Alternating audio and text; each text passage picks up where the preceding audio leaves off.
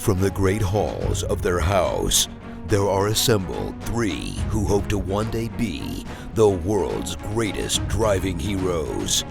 Created from the cosmic legends of the universe comes our team captain, the Vision, Bill Fisher. Their soon-to-be Wonder Woman, Vicky Fisher. Our Captain Marvel and head flight trainee, Jennifer Skripchuk. And our Batman, the master of tools, gadgets, and all things mechanical, our mild-mannered soon-to-be billionaire, Alan Danvers.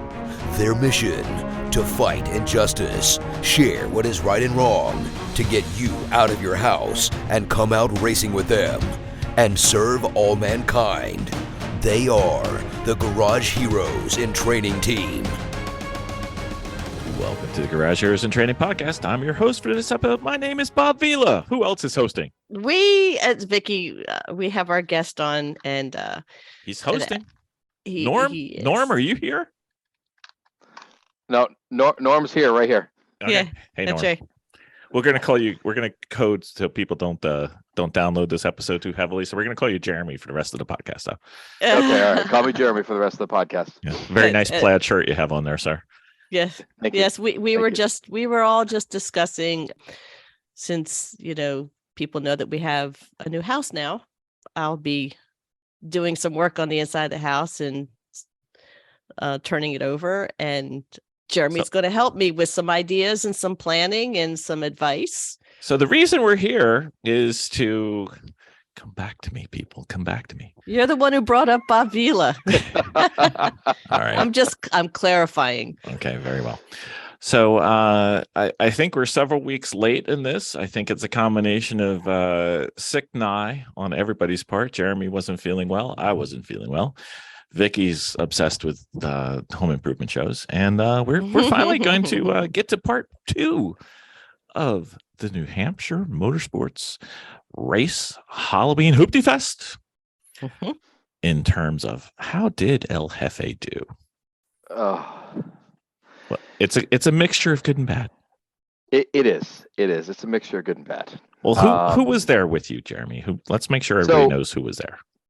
So Nick and I, obviously, and Jonah was there, one of our other Monkey House Racing team members, but he was driving with another team for this particular event. And was it another Volkswagen? It was, and that's a fun story we'll get into after. Oh, okay. And our 4th team member wasn't able to make it, but then we had Ryan join us again. So he's been with us. He's joined us for 3 races. And then we had a rookie who has been looking to try and get into racing for quite a while. His name is Mike, and he's a technician that works with Nick down at Porsche Norwell. He's done a couple track days with Porsche, but and I think he's done 1 autocross, maybe 2, but that's it. So never any wheel-to-wheel stuff. So it was the 4 of us, and we shared a garage with the Slow and Mellow, because for the first time in history that I can remember, New Hampshire sold all of the garages within 30 minutes. Wow. Did you succeed in getting Surfer Party's furniture or no? We did not. Everything was so messed up, and everybody was sharing garages that there was no way we would have been able to get the furniture To in fit there. it. Yeah. Yep. Oh, So it was crazy. It was crazy that they sold out that quickly. Wow. Especially since the weather was so perfect this weekend. It really was good. It really was great weather. Yeah. It was originally, it was supposed to rain, and then the rain went away. It didn't rain. Like it was fantastic weather all weekend. How did prep for El Jeffe go? What did you guys do between races? So prep between races, we replaced front wheel bearings. We had burned those things up at Thompson. They were so hot that they were actually melting the paint off of the steel wheels at Thompson. Wow. Yeah, it was crazy. We replaced front pads and rotors. We replaced the rear shocks, because the rear shocks, the front shocks were still on back order, so we weren't able to replace those. But the rear shocks are replaced. We removed the rear sway bar to give us a little bit more movement in the truck and let the truck settle and give us a little bit more grip in the back end. Mm-hmm. We did a whole bunch of other little odds and ends here and there. We replaced the air filter and oil change and wheels, some other stuff. Oh yeah, that's Yep, that's the number one most important thing we replaced. We had contemplated, because the steel wheels were holding so much heat, we had contemplated putting aluminum wheels on the car, but we didn't want to go the route of buying a whole bunch of Corvette wheels, because Corvette wheels have dramatically increased in price lately. So we were looking around, and I have like 12 sets of BMW wheels that are too small for the BMW race cars. So we were like, maybe we can buy adapters. So we bought adapters, and we are now running aluminum BMW wheels on El Jeffe. So you have a BMW S10 Hombre. Hombre. Yep. Okay. Yep. And it drastically changed the appearance of the truck too. It looks more racy now. It's kind of funny. Yeah. Did it change the way it drives? Yeah, it actually did. So there is grip issues with being on the brakes. And by that, I mean, if you push the brakes as hard as you did before, which you guys know how good the brakes are typically in El Jeffe, they're very, very strong brakes. Now, if you push that pedal to that same degree that you used to push it, they lock up because you have a lot less rotational mass. So there's a lot less weight there. So they do lock up. So they're a lot more touchy. But once you got used to it, it was absolutely fantastic. It felt like it wanted to turn a lot better, turn a lot easier. So it's going to be fun for next year. Lighter steering feel or no? No, I think with the steering, it's just the steering is so numb. It didn't really change much, but we have a big plan for all of that for next season. Oh, we're going to talk about that after we get done with the race. Don't worry. That's the icing on this episode. So yeah. So did you do practice on Friday? So yeah, we did practice on Friday. We needed Mike to get in the truck. He had never driven it before. Originally we weren't going to do practice just because we all know the track, we all know the truck, right. But practice is always fun anyway. So we did practice. The truck ran great. Ryan had a couple of issues with the truck locking up. So we checked all the brakes. Everything seemed to be okay. Nick went out. He locked them up once, but I more or less chalked it up to because they were very touchy with the new wheels. So I more or less knocked it up to that it was just the wheels and we needed to just readjust our driving. But other than that, the truck ran great during practice. It was fantastic. No issues. So practice day was great. That night we checked over the truck and just made sure everything was good. So we were ready to go for Saturday. So I was wondering about how the track was that day. Track was great. Track was wonderful. Temperatures were good. It was a little bit chilly, so it was slippery in a couple of spots. They put some new pavement on the track, and they also got rid of, I don't think you guys have been there since they got rid of that big, huge turtle.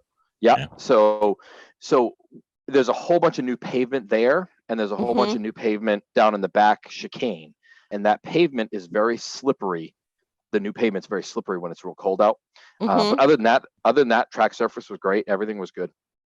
The chicane in the infield or chicane in the upper level? No, the chicane in the infield. Okay. What is it? 12, 13. Yeah, before you get back 14, onto the whatever oval again. Yeah, when you're coming back to the front straight. Yep. Yeah, that was the site of the premature demise of the Spider Stang. Did you guys happen to do a track walk at all? We did a track walk. Oh no, we did the track walk Friday night. There were a bunch of people there that had never been on the track, so I did a track walk with I can't remember. There was at least 10 people that had never been on the track. So we did the track walk. I explained the track, talked about the track, all the different nuances of the track. Gave pointers to a lot of the new people, and I also helped out quite a few of them with my wonderful instructing background like Bill has. And so I watched some video of a lot of them throughout the day. And so I kind of helped, change the way they were driving to help them out, try to break some of their bad habits that I could tell that they had just from watching the videos. So no, it was a really good track walk. We took our time, and it was fun. It was eye-opening for a lot of the members. And actually, some of the people that had been racing there for quite a few years, I had shown them a couple of different lines going into turn 1 and down into the bowl to come up the back hill. And they tried him out and on Saturday during the race, and they tried him out and they really loved him. So it was good. It was really good. Did you show Ryan how to go into turn 1? Or that's called foreshadowing, people. That's called foreshadowing.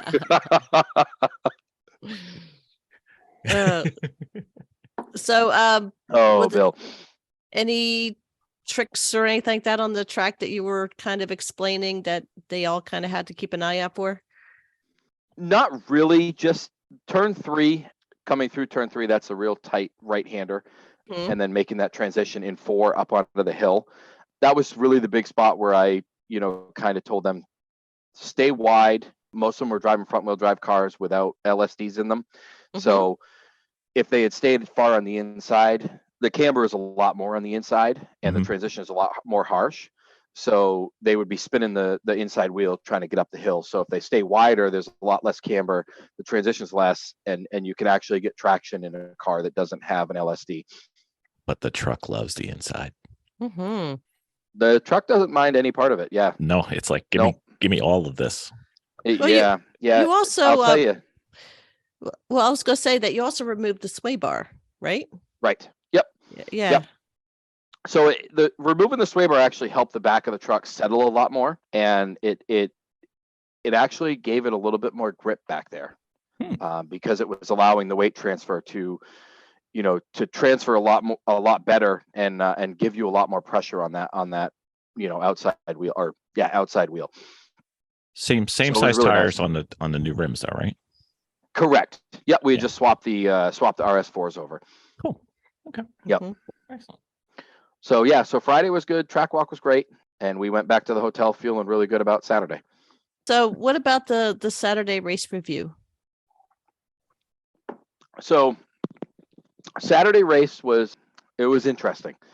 So Ryan started the race for us, and on lap 3, he went into turn 1, and he was up high to take the high line, and he hit the brakes, and they locked up and just pushed him right up into the wall.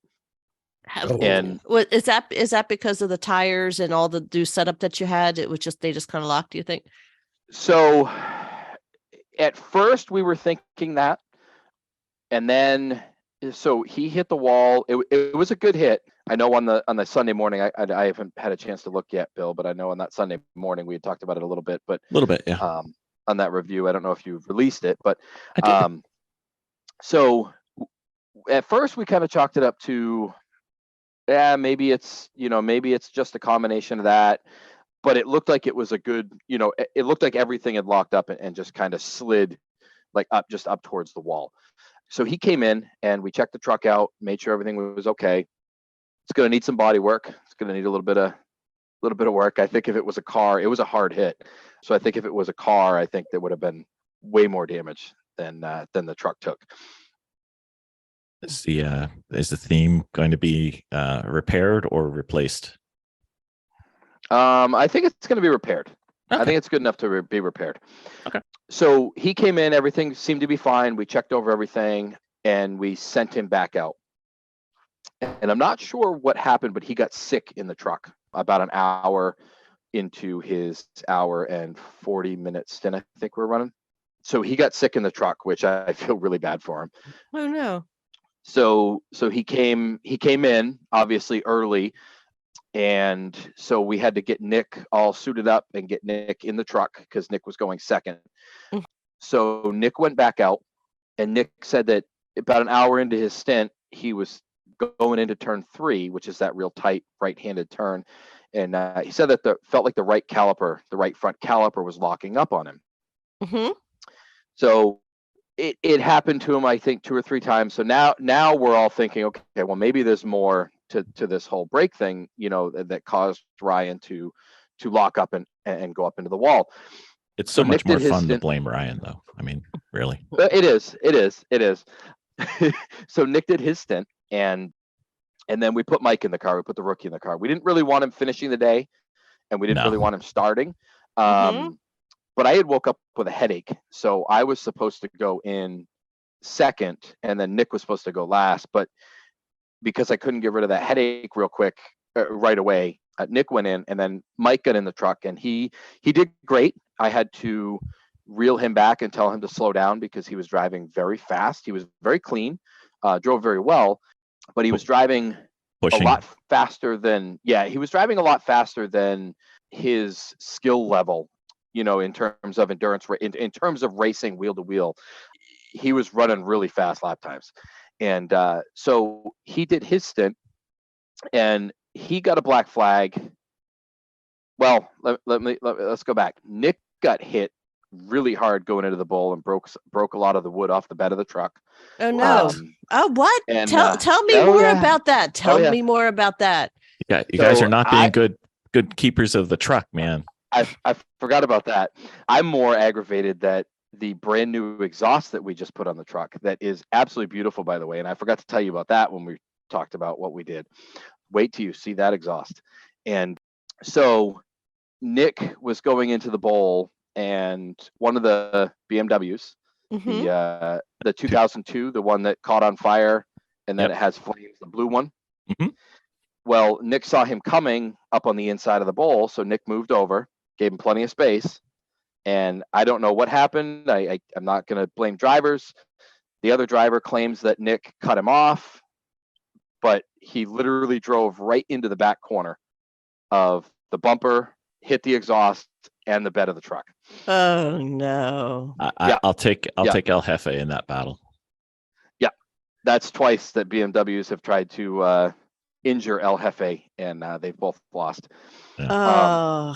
So it ended three black flags in one day, Jeremy. It ended their day. Really?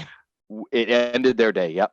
It actually ended their weekend. They worked on it all day, all night, and they tried to start the race on Sunday, but they couldn't. So then Nick got that black flag, obviously, for contact. Yep.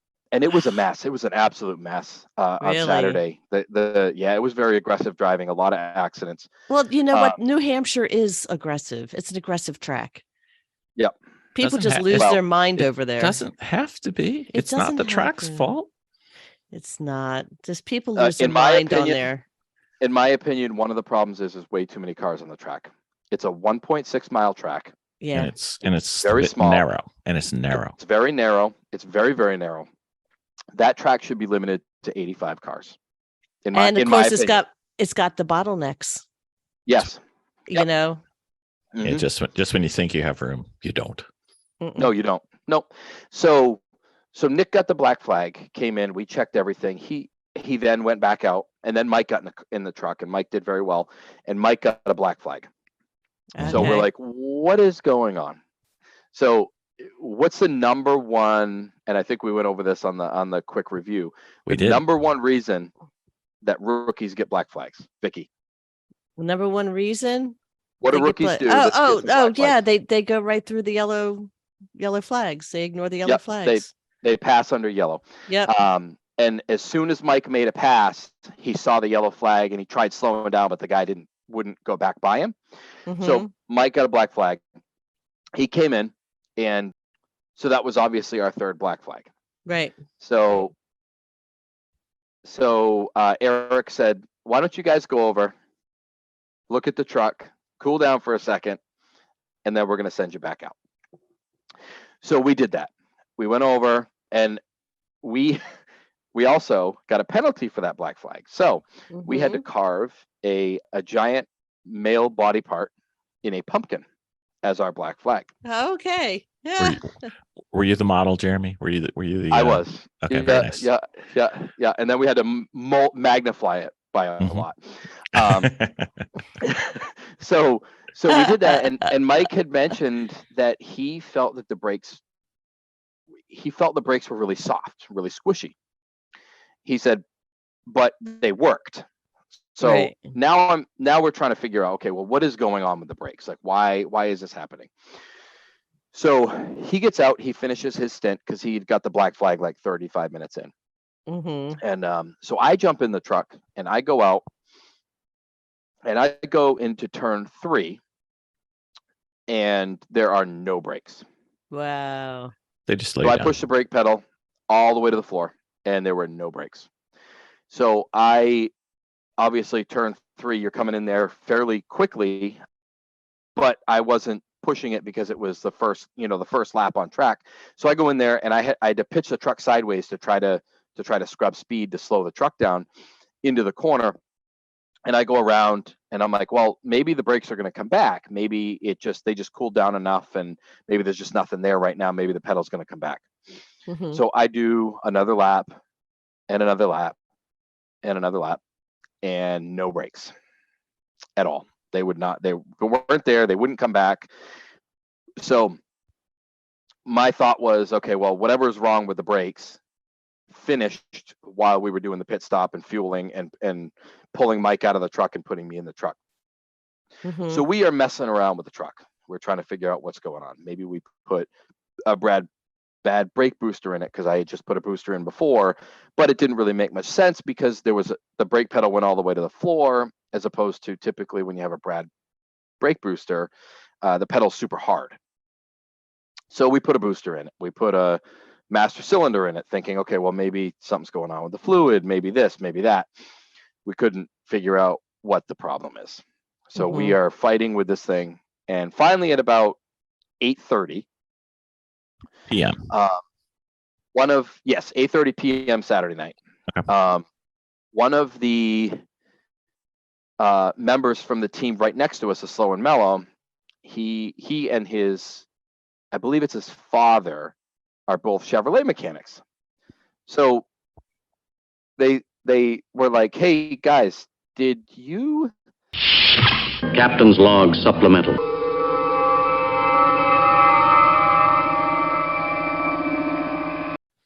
So Miss Vicky, Yes, sir. do you remember when we were watching those WRL events and some of those grid life events where you used to see the in-car video and it had like the cameras seeing front and back, but it also could see all the telemetry and everything that was going on? You know, most of the ones that we liked were taken by the Sentinel system. Remember James came on our podcast earlier? Right. You know, we have no excuse since he lent us one for trial and demonstration purposes. We should actually probably put that in one of our cars. Maybe 2. I really think we should. I think we should. I know. Because then we'd look like the immature endurance racing team that we are. Oh, wait, I mispronounced that, didn't I? Sorry, my bad. We could So what does the have Sentinel system do? we could have 3 cameras with picture in picture. We could have, if we ever get the AIM system to work, open invitation to anybody from AIM to come on and give us a little bit of love. We need some help. And then we could have all our telemetry on there. And then we can have it streamed live into the paddock or around the world to our millions of fans. We're apparently very popular in Kenya right now. Don't know why, but that's fine.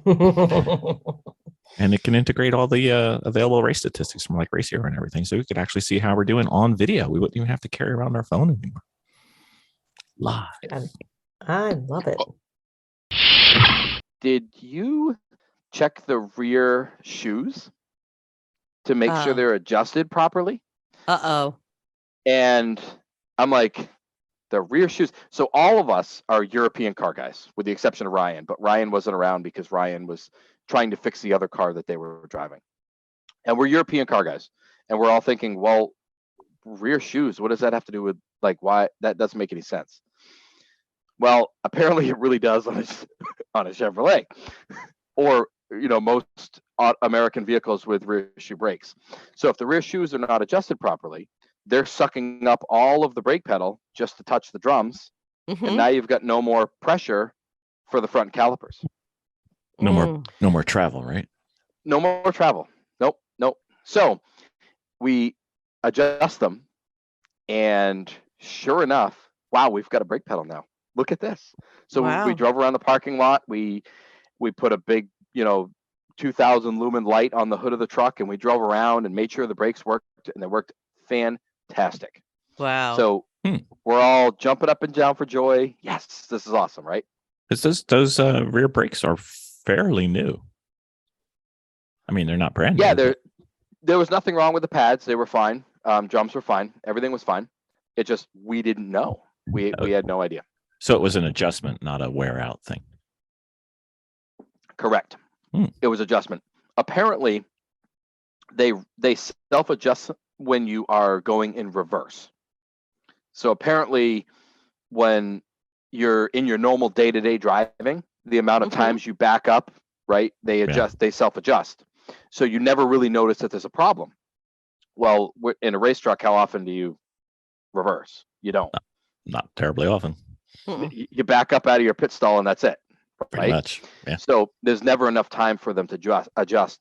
So we hung out with a lot of amazing people Saturday night. We spent some time with Chris and Chrissy from Three Pedal Mafia. We went over and hung out with them. Momrath, Pete Cheat, Brooklyn Bomb Squad. I mean, we hung out with everybody. It was an amazing night. Had so much fun with everybody. You see the surprised look on my face, right? Yeah, I do. I see that surprised look. So we went back to the hotel thinking, oh, this is amazing. We have brakes. Like, how stupid are we? This is great. Now we're going to be able to drive tomorrow. So Sunday morning, we just double check the truck, make sure everything's okay. Everything's perfect, or so we think. Nick is going to start the race. I was going to finish out the day. And actually, I was going to do 2 stints because Ryan had decided that he only wanted to drive the other vehicle that he was driving because they were doing really well, which I think, what was it? Triumph? I think so, yeah. Right? Yeah, Triumph, like a TR8 or something, which surprisingly, it was actually fairly reliable that weekend, which is not a word you typically, associate with Triumph. Nope. So I was going to do 2 stints. I was going to go second. Mike was going to go third. Then I was going to go last just because I didn't get my stint on Saturday. So Nick is in the truck. Everything's great. They're starting the parade laps. Nick gets into his 3rd lap of his parade lap, and the truck, he can't even make it up the hill. So he's got the pedal all the way to the floor, and it feels like there's an anchor pulling him backwards. It's those rear drums. They're really good. Yeah, they're amazing. Amazing. So he comes in, and we're like, okay, well, maybe we adjusted them too much. What's going on? We don't know. And everything is like blistering hot. So we can't figure out what's going on. Brake fluid's hot. Everything's hot. So we replaced, we bled the system and replaced all the brake fluid twice. And we're like, okay, well, maybe they're good now. So we tested the brakes in the parking lot. They were great. Sent him back out. He did like 2 more laps, and the truck just like would stop. He couldn't go anywhere. So we came in, and I'm going to call it catastrophic brake failure, even though there was no incident in terms of like, he lost brakes. So what we found and what we believe is that the ABS unit that's in the truck that doesn't work, but it still has fluid going through it. We believe that one of the solenoids inside the ABS unit failed, which is a very common thing on those S10s. And in failing, it also took out the bias adjuster. That wait a minute, this is the drum brake, or is this the front brake? No, this is all brakes, front brakes mostly. Okay. We believe it took out the brake bias and destroyed everything. So the brakes are just locked all the time. Oh, so no. They were so hot when Nick came in after that lap and a half or whatever it was. And they were so hot that it actually had melted the brake lines, the front brake lines to the metal that they were touching and expanded them. Like everything was so hot. So it was, I call it catastrophic brake failure. It was just all of the things aligned and it failed drastically. So that ended our weekend at New Hampshire. Wow. Yep. But I will say we got to watch a lot of really good racing on Sunday. Did you? After the come to Jesus meeting. We had a meeting after about an hour and a half of messing with the truck. I looked at Nick and I said, listen, we can throw all kinds of parts at this thing, but if we can't get this booster out of the system or the ABS unit out of the system, we're just going to ruin everything we put on the truck. So we kind of both agreed at the same time that it's not worth it. Let's just call it quits. That's it. That's a So- smart move. Yeah.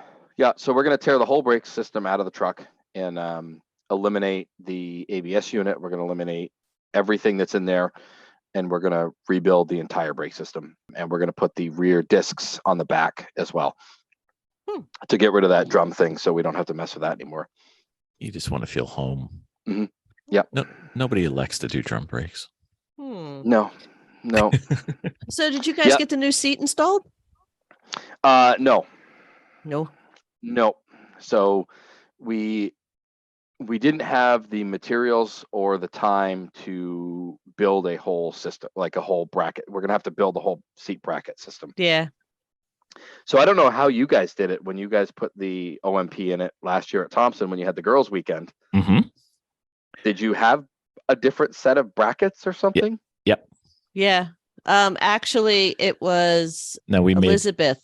made brackets and we used a different seat, so we can't. It's not like we can give them the brackets because it's for a different seat, but we can give you the pieces Yeah, if it was for- if they'll help you get there. Oh, they should. Yeah, if you had already brackets made for last year, yeah. Yeah, they attach right to the sliders for the truck, so you should be able to just bolt them together and put your seat there. So that's what we're missing. It's okay. Yep.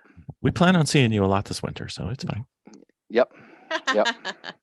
And we're gonna do some good racing next year. It seems that way.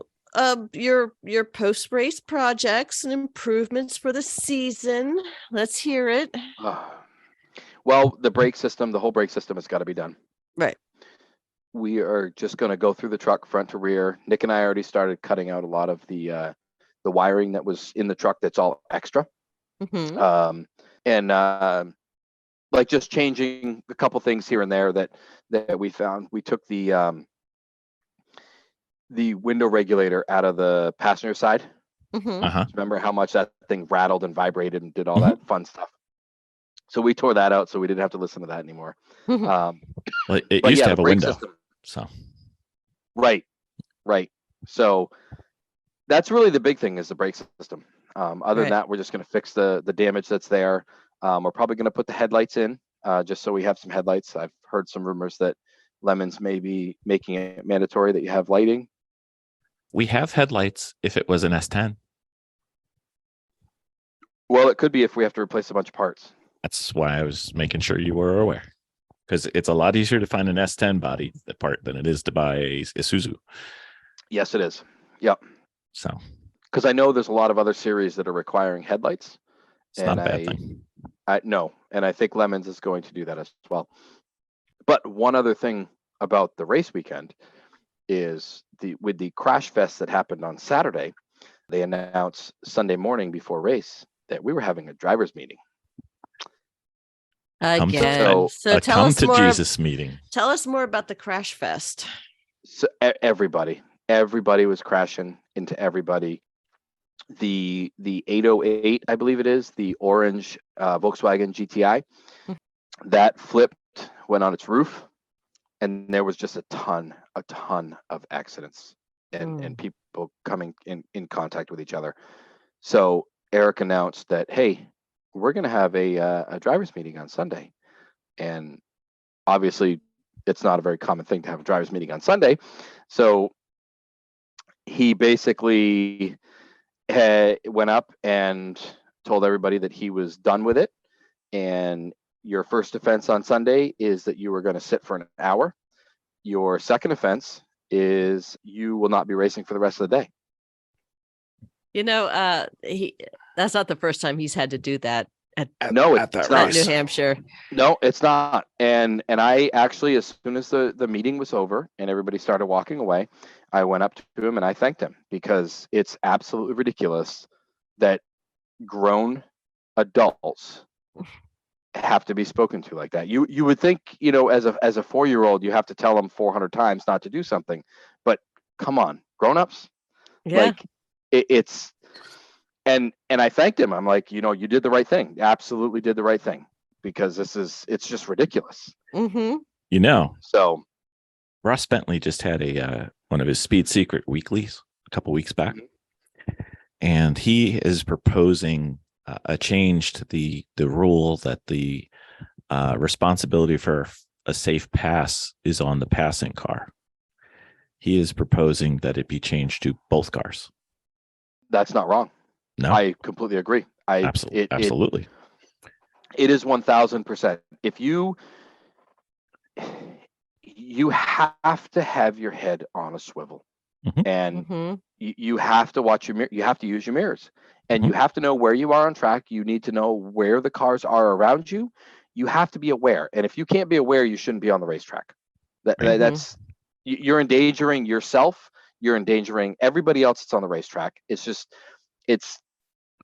ridiculous. Safety is the highest priority. We are all there to have fun, and safety needs to be the highest priority. And besides that, it's no fun to fix a car. I mean, no, nope. It's fun to work on a car, but it's not fun to fix a car. Nope, it is not at all. And one of the things he did bring up during the article, which I know I fully agree with, and I think most of us do, is that the racing groups that allow this to happen or even promote this happening, the Rubbings racing crowd, they're going to lose people, because if you can find some place to go where it's zero contact allowed, maybe zero is never ever going to be reached, but it should be the goal. Right, it should be the goal. Yeah, I'm gonna go there, and that's one of the reasons why we like lemons. That's one of the reasons why we like Grid Life. Yep. That's my biggest concern about when we start to inspect Miata, because it's kind of like, bump drafting is normal. Yep. But there's a lot of rubbing in Miata. Exactly. So concern, but we'll get there. Yeah. So what were the goals going into the race? Besides, just, you kind of try to place, but. We don't really have any goals. Our main goal is to just have fun, to be honest with you. So, we work on whatever vehicle it is we're bringing to the race, and we make sure, to the best of our ability, that it is ready and that it should last the whole race. And then the big goal is just to make sure everybody gets drive time and everybody has fun. So I guess, where would you characterize your development of this truck? It's relatively new to you. You guys are still, I think you're still in shakedown and development phase, even though Three Pedal Mafia used it and we used it. It's, you've changed some stuff somewhat significantly, and I think everybody wants to make it their own. So where do you think you are on that timeline? I think after I would say 2 more races, and we should be, where we feel that we have the truck where we want it to be. Every single racer, every single team, they all have what they like in a vehicle, and that truck it's a fantastic truck. It's fun to drive. It's got a lot of races on it.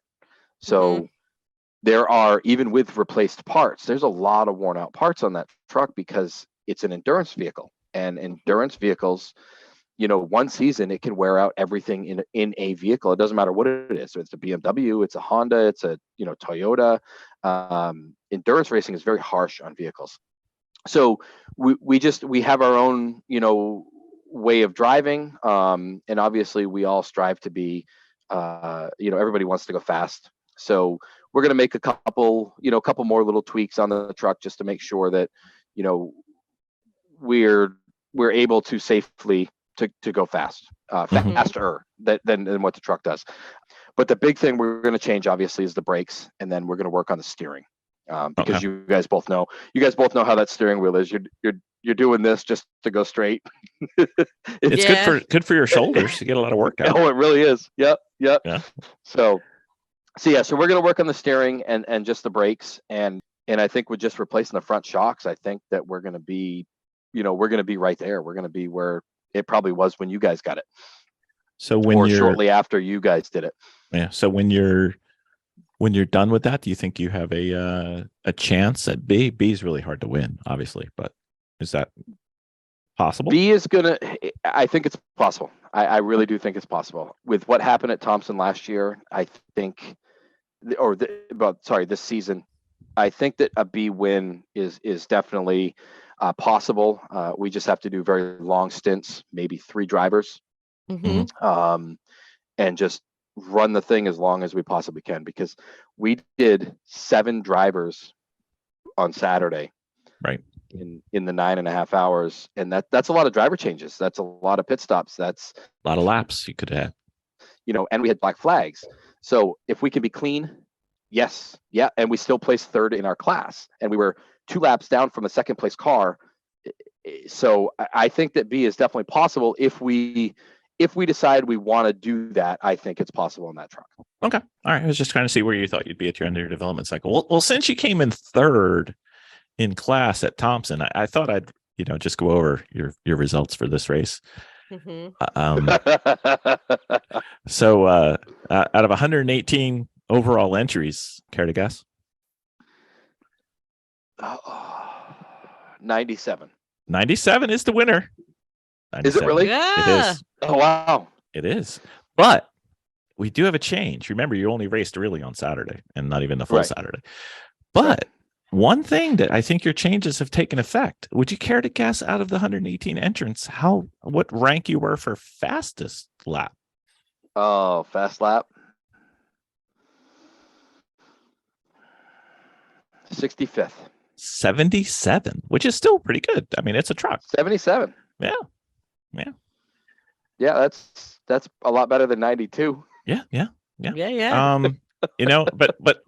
But that's all the sunshine. Let's talk about the opposite side of this world. There was 45 cars in class, 39. No bueno. Yeah, I believe it. No. Yep. And to add insult to injury, Mm-hmm. you were beaten by the MooStang. Oh my God, I couldn't believe it. That thing barely ran and turned laps on Saturday. But I'm happy for Alan and the guys.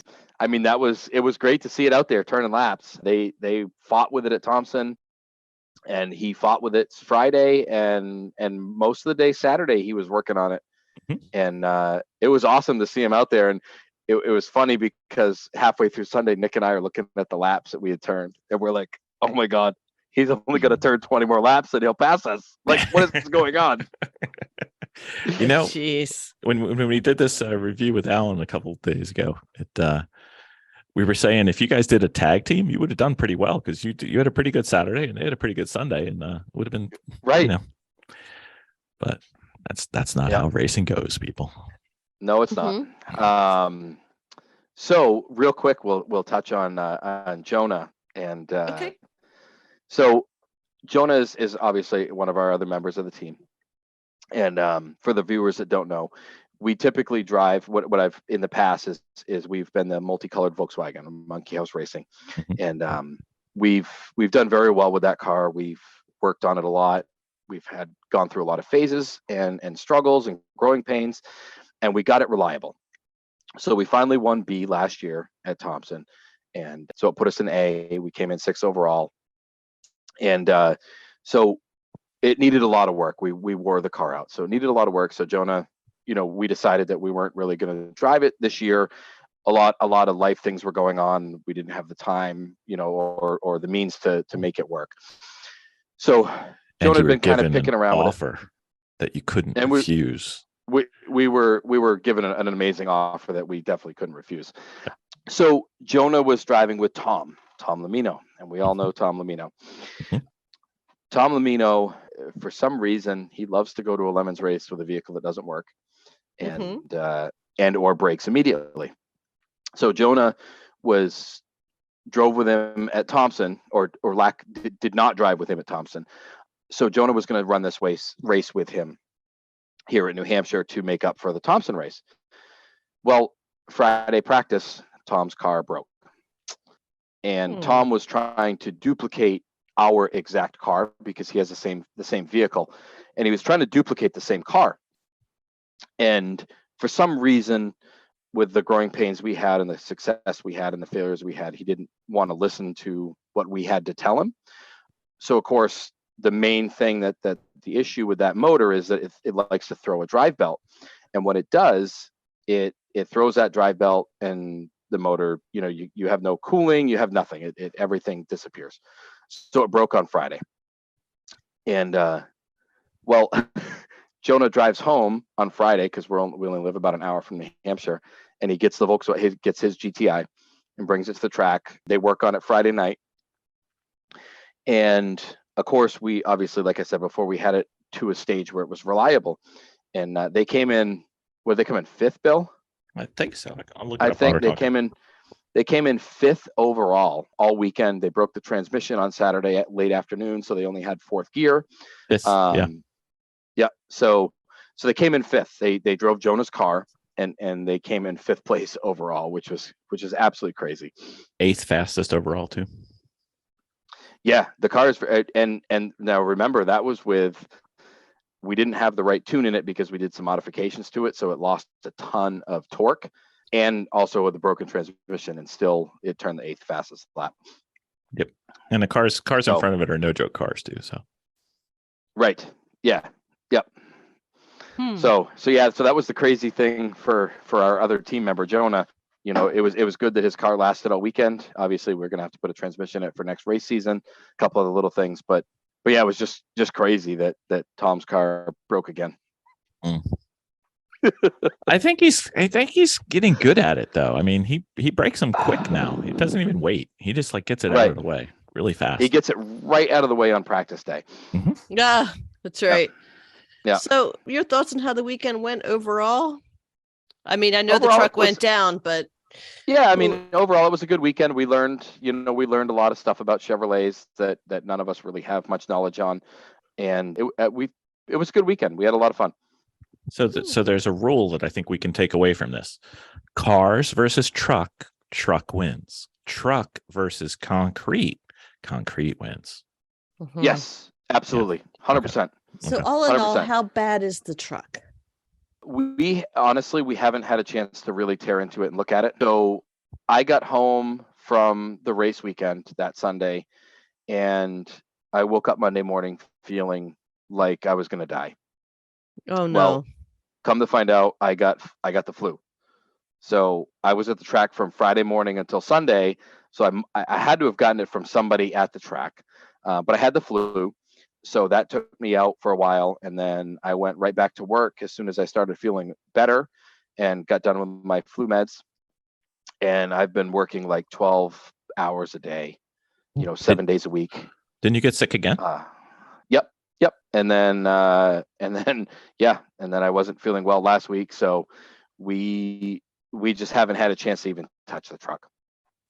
Well, luckily it's inside a nice enclosed trailer, just sitting there, sleeping, hibernation. That's right.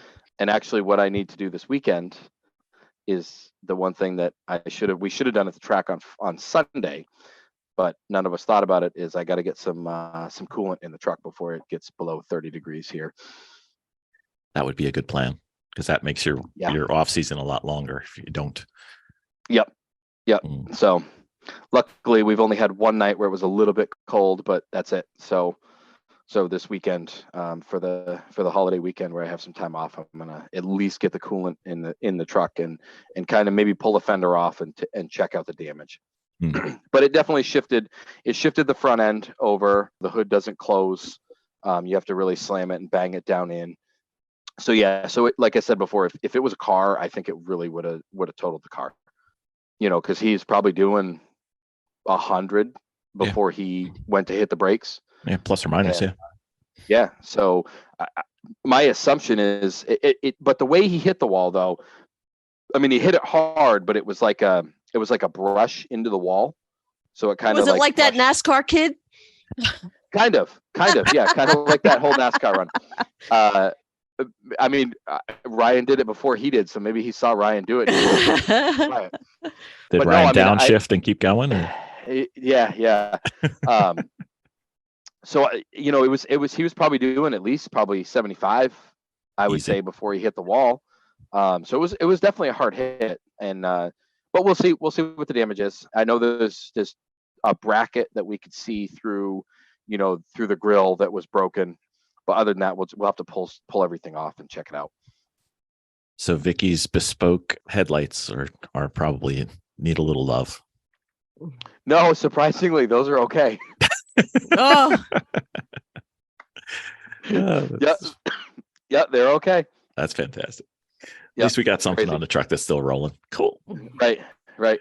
Yeah. So what was your biggest skill learned over the weekend, on track and off track? Oh, we learned about drum brakes and how drastically they affect. Yep. Yep. So, which we never knew. We had no idea. And it's like we were when it was mentioned to us, we were all looking at each other like, why would that even matter? Well, clearly it does. we learned a lot. And then once you think about it, obviously it makes all the sense in the world, but we just didn't know everything, all of the European cars that we do things with, even with drum brakes, it was never that issue. Do you think it's better to remove the ABS or fix the ABS? No, we're going to remove it. Okay. We're going to remove it. We've always driven cars without ABS anyway. That truck is not, the brakes are so good in that truck that it's not, I don't think there's a necessity for it. Plus the Chevrolet ABS system from back then was never any good anyway. Yeah, that's probably true. So we're just going to remove it and eliminate it and simplify it. So it's just easier. Yeah. Our biggest problem was occasionally it would turn on. But it was only occasionally. So sometimes, when you started to predict it would come on, then it would be a problem. That was our biggest problem with it. But, yeah. So at that point, it's better just to know what it's going to do. Predictability is key, especially. I mean, in being on the track, period. But in wheel-to-wheel racing, you need to know what the vehicle is really going to do. Yeah, every time. Yeah. All right. So our version of the good, bad, and the ugly is what's your highlight, low light, and story time from the weekend? How was the party? Let's see. Oh, the partying was fantastic. It was an awesome party. Ton of people there. And it was just typical Lemons. Just everybody was involved with everybody else. Everyone was nice. It was great. It really was. It was absolutely great. So I'd say just the highlight of the weekend is definitely, the Lemons paddock. 99.9% of the people are all people that are, wonderful people and just like us, and just are there to have fun. And so that's definitely the highlight of the weekend. Low light of the weekend, I would say Ryan getting sick in the truck, and he needed to leave the track and go wash his suit and his helmet and his balaclava and everything. And we had to clean a lot out of the truck. So I'd say that was definitely the low point of the weekend was that, and I feel bad for him. That's not fun. Could have been worse. He could have borrowed your helmet. Yeah. Yep. He did have a sweet helmet though. His helmet was scratched up, so he repainted it and it came out awesome. Did he? Really? Yeah. Might have to have him on for a helmet painting podcast. Been curious about that. It looks so cool. Did he have it sent out or he did it himself? No, he did it himself with spray paint. Oh wow. Yeah, it came out awesome. It looks really cool. Sounds like Ryan's coming on the podcast again. Yeah, I might do that with my old one from the accident that I use for fueling for pit stops. And I might do the same thing. I might sand it up a little bit and paint it like he did. Cool. I've got a suggestion for you. We'll do it after pod so we don't give it away. But okay. All right. Any memorable cars, themes, BS tech events, anything stick out from the weekend? No, not really. I mean, everybody did well theming, and yeah. I mean, Three Pedal Mafia, they killed it just like they always do with their theme. What was their theme besides? I don't know. They were all in different blow-up costumes. I mean, it was hilarious. And it fit Chrissy to a T. She was, when you drive by a used car dealership and that little guy is always flailing around and his arms are waving everywhere, and you look at it and you just smile, right? That fit Chrissy perfectly. Jeff was an upside down clown. Yep. Which was absolutely perfect. Perfect for him. Uncle Dave was a giant giraffe, like what's the giraffe from the commercials from a long time ago? Toys R Us. Jeffrey. So Jeffrey the giraffe, and he had a small giraffe on the car, and he couldn't drive the car, so he asked me to drive the Cressida through tech. which was super cool. And Chris was he was himself kind of riding a blow up rooster, shall we say? Let's keep it kid friendly. Riding. Yes. Yes, he was riding a giant rooster, his blow up rooster, which fit him perfectly as well. And it was, and then the other guy on the team, I can't remember what his name was. He was something else. I can't remember what he was. What was he? No, I don't remember. I could only see the people in the costume. I couldn't tell who was in it from all the pictures we got. But it was just, I mean, it was just hilarious. They were all different blow up costume characters, and every one of them fit every person perfectly. Oh wow, that's amazing. Oh, it was so funny. It was so funny. I think one of the best videos was Chrissy trying to take a video of Jeff running around, and she couldn't really hold the camera because her arms were tied up in the costume so much. So it was very funny. Yeah. Yeah, and everybody so Jeff's clown costume had 2 little armholes that he could put his arms through, but he never did. He kept them inside the costume. So everybody kept walking up and poking through his holes. And the way they were, they looked they looked like another body part. So it was expect hilarious. Nothing else from it was so funny. Mm-hmm. Yeah. So what's the next El Jefe excursion race? Where are we aiming for? We going for Pitt? I don't know yet. We haven't decided. That's a haul for you. It is. I mean, we're going to be there, but I don't know what the plan is yet. We really need to get my BMW done. So that's going to be our main focus from now until it is done. And then pit race, we'll see what we have for time frame. If El Jefe's done, if he's not, then we may have to do some seat rentals just to get there. We might know some people. Mm-hmm. Yep. There might be a front wheel drive Honda Civic in the Monkey House Garage Hero training. We've done worse decisions than that. So we'll see. Our main focus is the BMW over the winter. We really need to get that car done so we can do AER. Our shakedown went really well, by the way. So ours is good to go. Good. So everything was good after that mass airflow sensor was replaced, and and then he fixed the kill switch. Yeah, we went over. We did a double check, and we also did a little bit of poking around on some other stuff just to make sure everything was good. The only issue we had was the one of the tires or 2 of the tires may have lost a balance weight or got flat spotted. So we brought a spare set just in case, because we knew that was potentially a problem, except we brought 3 lefts and 1 right. So that didn't help very much. That would have been easy to figure out. My son pulled them. But honestly, if you had called me, I would have said just put them on and run them, because it wouldn't have made that much of a difference. Oh yeah. See, we know what we know, especially and we for don't shakedown. know. Yeah. And if it's not wet, yes, if you were racing and it might have been wet, then yes, I would say absolutely not. But for a shakedown, so if that ever happens in the future for a shakedown, the directional is not going to make much of a difference when you're just kind of out having fun and doing a shakedown. If you're racing and trying to put down a hot lap, then it might slow you down a little bit just because of the direction of the tire treads. But that is funny though that you ended up with 301. Yeah, it was fantastic. It was lovely. Yeah, I was less than pleased, but it's okay. I'm happy the car's running and we're good to go. So good. So, Mr. Hall, we've got some post episode discussions to do, but anything we missed from New Hampshire? I don't think so. I think we kind of, I think we touched on everything. All right. Yep. So when overall it was a good weekend for a lot of teams. Excellent.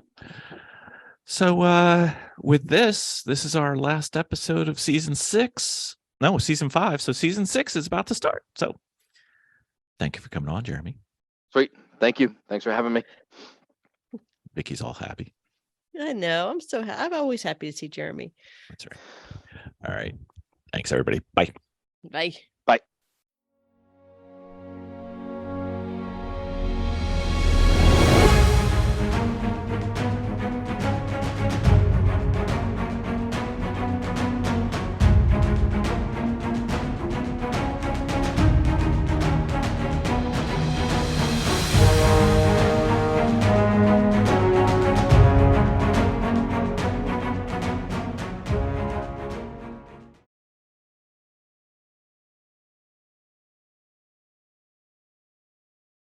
Welcome to the Garage Heroes and Trading Podcast. No one else is here. Hey, how are you? How you doing? How you doing? Jeremy Hall, reporting live.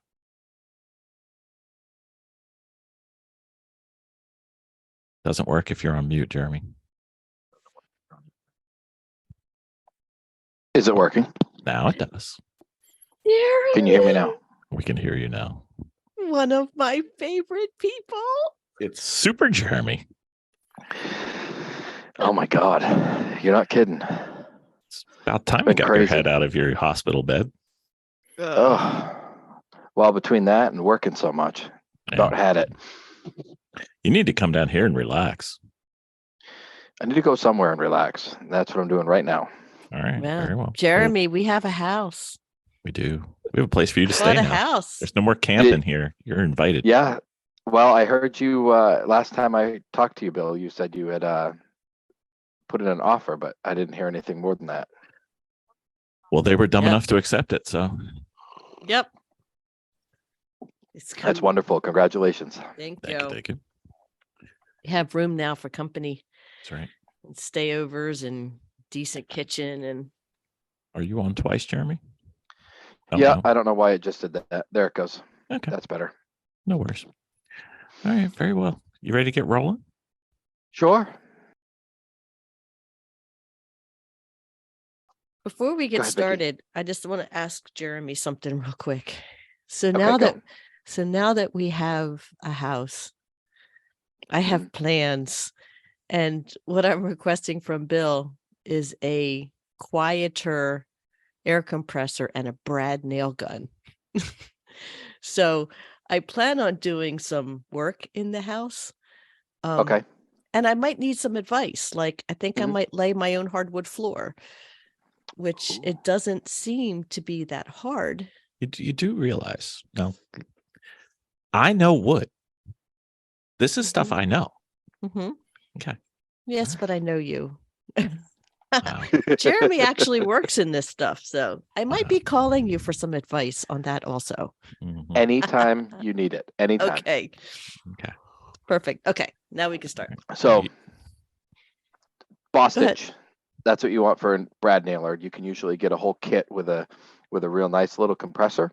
Mhm. Pancake and one? they're fairly quiet. Yeah, little pancake. And usually the kit comes with a Brad nailer, well, 2 different Brad nailers and a stapler. Oh, that's cool. Yep. Yeah. No worries. We got some plans. I mean, it just needs to be brought out of the 80s. I mean, out of the 90s. It's in the 90s a little bit. It just needs some updating, but it doesn't look hard to do. No, It's just it's- time consuming and careful. Yes. And Your back's going to Measured. hate you for a little while. Yeah. we can't do everything the first week. No, we can't. We cannot. No, But- you have to pace yourself. Yep. Let's see, we've been in our house for 11 years and half of our house needs hardwood because when we moved in, we did half hardwood and then the other half carpet in the Uh-huh. living room and the, in the playroom and stuff. Mhm. Well, it's been 11 years. Wow. And we're now finally getting around to replacing, getting rid of the carpet and doing the rest of the hardwood. Yeah, this house has a tile entry and it's got wood in the kitchen, which is, Mhm. from being finished. Yep. And it has something else that's in the family. I mean, was like a mud room, but everything else is carpet. Final. Everywhere is carpet. Yep. That's just a lot. And It even is. the tile is. I'm looking at the tile, going, that's not good tile either. But it's fine. It's fine. Yeah. The You know, hardest well, thing is pulling up the tile. The tile's going to suck balls. yeah. Tile is one of my favorite things. Not Yeah. pulling it up though. Well, it's actually not that bad. Is it? You just, All right. yeah, no, watch some of the videos. Yeah. There's some guys that have figured out some real quick, easy tricks with a punch and Mhm. a little tiny nail punch and a hammer and just break the whole thing. It breaks them up pretty quick. Or you can use if you have an air hammer with a We chisel do. bit, We do. you can use that as well. Mhm. Yeah, that works really quick. It makes a mess, but it works really good. Yeah. What about recommended wood flooring? Are you talking laminate or are you talking wood? Well, the manufactured engineered has gotten pretty good, depending. Oh yeah, it's fantastic. And the floating floors. Yeah, that's all. Yeah. And what they recommended is that I remember I was reading about a woman that was doing it, and she said, if I could do it all over again, I would get the thicker one. Because there's the thinner different one, thicknesses. yeah, she was like, maybe there was like a 3/8 to like a 1/2 inch. She goes, I would go 1/2 inch or more on the thickness of it. The narrower ones tend to move around a lot more. You can feel them move when you're walking. Yes. Yeah. Because they're They're very squeak soft and they make move. noise. Yep. So you want to use the thicker ones, but that's what floating floor, those floors they're so easy, they're so durable. And they're not they like, last and the forever. one that we had in the last house, I mean, it had taken kind of a beating, but I don't think it was that good. Not that it wasn't that good. I think it's gotten better since then. So. Life Proof. That's the brand. Life Proof. Yep, that's the brand you want. Okay. Welcome to this old house with garage heroes in training. We'll I'm be Bob talking, Vila. Jeremy. Who else is here? We'll be talking. Mhm. Oh, that's awesome. Yeah. I like it. All right.